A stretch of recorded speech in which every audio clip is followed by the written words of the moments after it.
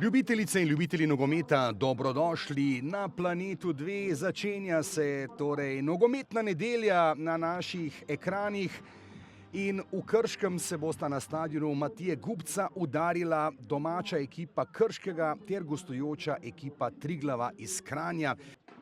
Daleč stran od svojega pravega delovnega mesta v napadu, no zdaj priložnost za Krško, strel proti golu in obramba Arka. Marko da Silva, strelec 5 golov v tej sezoni. Marko da Silva odločno proti golu in lepa obramba zdaj vratarja Jalna Arka. Cetina spodaja zdaj, tam teče Valibor Volaš. Ni gola. Kot številka 3 je to za Krško, strel Volaša z glavo in preko gola znova leti žoga.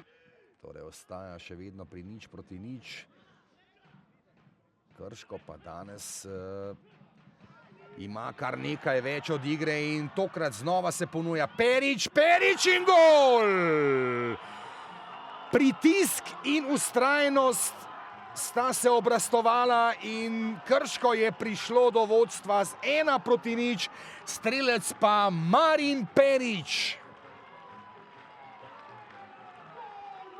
Ali lahko Orli pripravijo izenačenje ob izteku prvega polčasa? Tijanic podaja v kazenski prostor, Majcen je bil na žogi.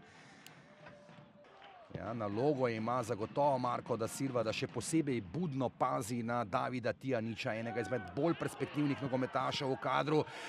In izenačenje! Obrestoval se je pritisk Triglava v teh prvih minutah.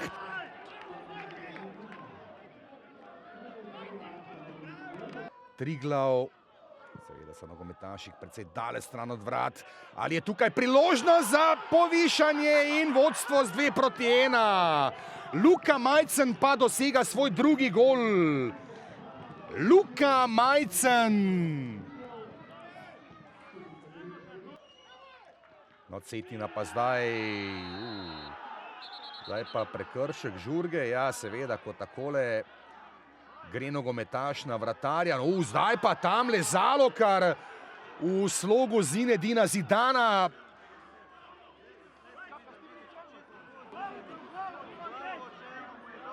Le še nekaj minut jih loči, da bodo prišli do 4. pomladanske zmage.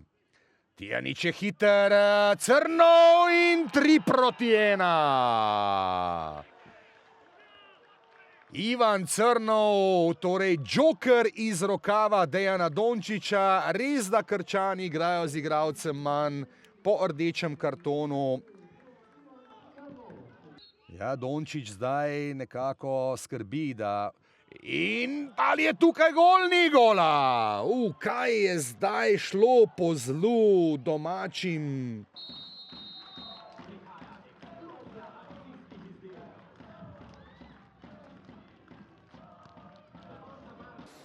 Ja ću po hrvaškom, ja još uvijek nisam naučio.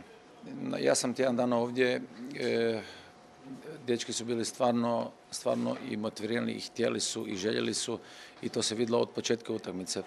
Prvo poluvreme bilo je jako dobro jer smo i držali kompaktnost, bili smo razigrani, stvorili smo neke šanse, nažalost nismo uspjeli zabiti.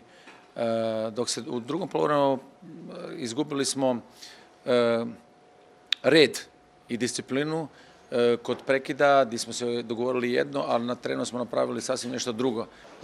Na koncu smo lahko zadovoljni. V bistvu tekmo smo dobro začeli, prvih 10 minut, potem se nekako padali, nekako neprepoznavni smo bili v prvem polčasu, nekako smo pol stisnili skupaj v drugem polčasu in mislim, da smo na koncu zasluženo zmagali.